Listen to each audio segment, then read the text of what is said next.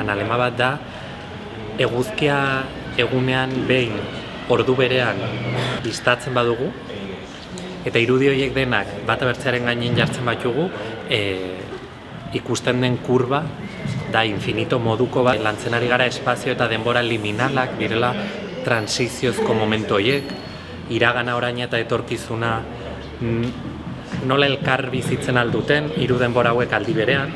Proposatzen den bukle edo loop horrek badu denboraren ideia beti, eta baita espazioaren eta norabideen joku hori edo.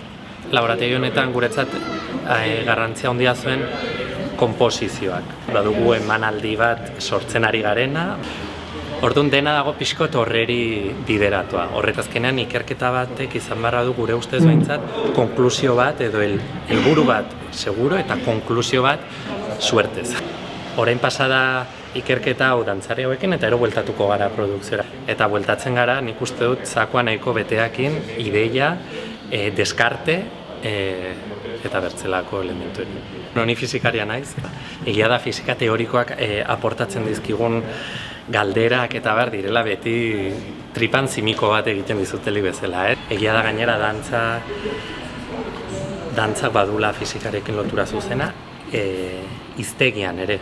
Egun guziari gara solasean ritmoak, denborak, gorputzaren dinamika eta mekanika, ja badaude fizikaren arlo batzuk zuzenki erlazionatuak daudenak. Eta gu gainera ekartzen baditugu bertzea imaginario batzuk, zulo beltzak,